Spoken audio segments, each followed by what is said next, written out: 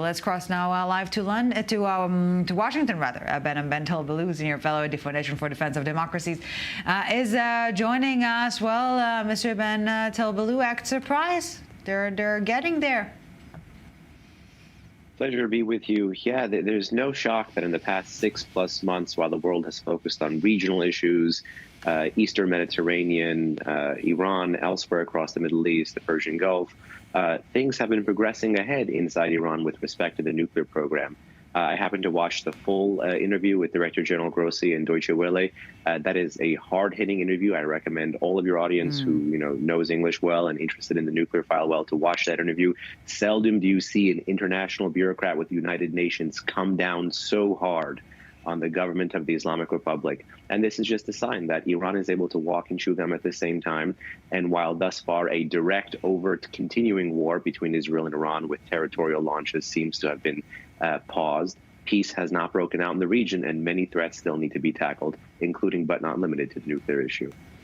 And separately, but everything is obviously connected, the EU is expanding sanctions on Iran following the US and the UK that will apply on drone programs as well, not just nuclear activity.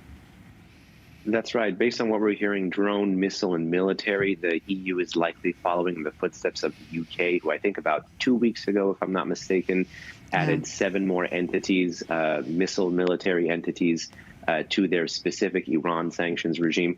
This is good bureaucratic stuff, but make no mistake, Europe is still hedging. Europe is still really the only party kind of interested in the 2015 nuclear deal, even though they continue to say they're not.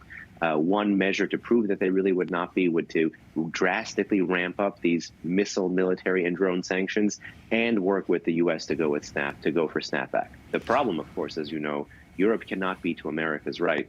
And in a world where the Biden administration is not snapping back, is continuing to hit pause, is continuing to press away from the Middle East, the European Union and the UK is left in a very tough spot. And that's why these sanctions for the short term seem to be the best we can get. And as we speak, Behnam Ben Taleblu, sirens in northern Israel going off yet again. We will, of course, bring you all the information once it becomes available. Not the first round today, but going back to essentially the same topic. What is next in terms of the dynamics of the now out in the open Iranian-Israeli confrontation?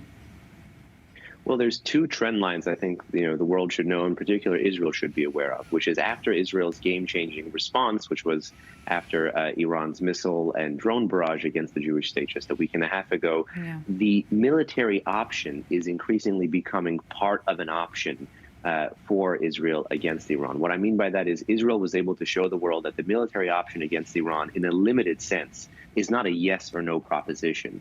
It's a how and where and why proposition. Conversely, for Iran, the more its conventional deterrence goes down, meaning the less effective its terrorist proxies, its drones, its ballistic missiles, its cruise missiles appear, the more likely you're going to see this dangerous rhetoric coming out of the IRGC, coming out of Iranian politicians, and even scientists talking about they may reconsider their nuclear doctrine. Because what the regime is going to be increasingly going for here, if I had to guess within the next few years, is nuclear blackmail, to dangle the sword of weaponization like a sword of Damocles over Israel, America, the EU, UN, and UK, to say, if you push me, you will be the one who forced me to weaponize. And this is a very dangerous political predicament for all those states vis-a-vis Iran. Yeah, but this is essentially the game every near nuclear power country is playing, right? The goal is to get nuclear power to increase deterrence, not to for the sake of actually using it, right? Yeah, but in this sense, they use it by being able to threaten the expansion of it. About 2 years ago, there was one article. It was not even really covered in the Western press, in the hardline, semi-official Tasnim news agency, that said Iran doesn't have to weaponize all the way because what it has already is the free deterrent dividend of a bomb through such an expansive program with missiles, with drones, with terror. Without even getting the bomb. To pay the Exactly.